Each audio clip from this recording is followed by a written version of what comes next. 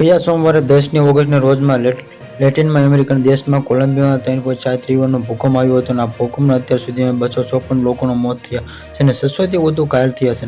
ગુજરાતના કચ્છમાં 2001માં આવેલા જે વિનાશક ભૂકંપની જેમ કોલંબિયાના ઠેર ઠેર પડેલ ઇમારતો કાટમાળમાં અનેક લોકોના ફસાયાના હાથમાંથી દબાયેલા હોવાની સંભાવના શક્ય આ રાહતમાં કામગીરી પૂર્ણ ન થતા જ્યાં સુધીના મૃત્યુનો આંક સામે આવતા જ લાગશે કે જોકે આ જેમ બચાવ કામગીરી ઝડપથી બની હતી જ્યાં ત્યાં મૃતકો ઇજાગ્રસ્ત સંખ્યાનો વધારો થતા રહે છે અને સમગ્ર કોલંબિયાના 3.4 તીવ્ર વિનાશક ભૂકંપને કારણે 1600થી જેટલી ઇમારતો ધરાશયી થઈ ગઈ હતી જે આતંકી ક્ષતિગ્રસ્ત થઈ ગઈ છે. જે ભૂકંપના અસરગ્રસ્ત વિસ્તારોમાં 13થી લોકો ગુમ થયા હોવાના અહેવાલ સામે આવ્યા છે. ભારતના વિદેશ પ્રધાન એસ જયશંકરે કોલંબિયાના વિદેશ પ્રધાનમંત્રી ઓમોબલા એસ્કોબારને મોકલેલા સંદેશમાં ભૂકંપથી જાનમાલ નુકસાન ઉડા દુઃખની લાગણી થતા જે તરફથી શક્ય સહાયની ખાતરી આપી છે. કોલંબિયામાં આવેલા 7.4 તીવ્ર ભૂકંપની સૌથી વધુ અસરગ્રસ્ત રહી અને કાલે પરેરા સોકા મિનાઝીલી સમાવેશ થાય છે. મિલિયનમાં વધુ જીવ ધરાવતી કાલી શહેરમાં લગભગ 100 લોકો મૃત્યુ પામ્યા જ્યારે બેરામાં સૌથી 201